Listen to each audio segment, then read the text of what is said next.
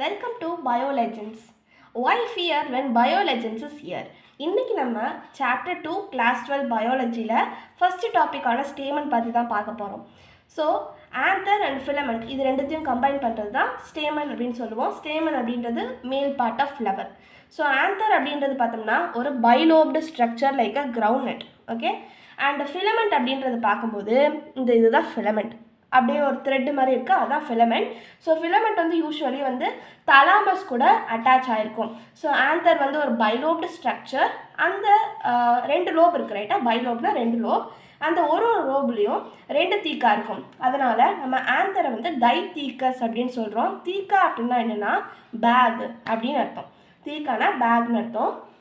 So இந்த தீக்காவை separate பண்ணுறதுக்காக longitudinal groove ஒன்று அமைஞ்சிருக்கு.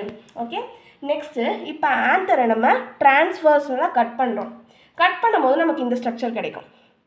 ஸோ ஆந்தரை நம்ம டிரான்ஸ்வர்ஸ்லாம் கட் பண்ணும்போது ஆந்தர் ஒரு 4 சைடட் டெட்ராகோனல் ஸ்ட்ரக்சர் நமக்கு தெரிய வருது வித் 4 மைக்ரோஸ்பொராஞ்சா லொக்கேட்டட். ஸோ அதுக்கப்புறம் ஆந்தர் கூட இன்னும் கூட ஸ்ட்ரக்சர்ஸ் இருக்குது. அது என்னென்னு பார்த்தோம்னா போலன் சாக்ஸும் போலன் கிரெயின்ஸும். Okay, so this pollen grains are numerous of number which is located inside this pollen sacs. So இந்த வீடியோ உங்களுக்கு பிடிச்சிருந்துச்சுன்னா மறக்காமல் like, share and subscribe to BioLegends. அடுத்தடுத்த வீடியோவை மறக்காமல் பாருங்கள். தேங்க்யூ.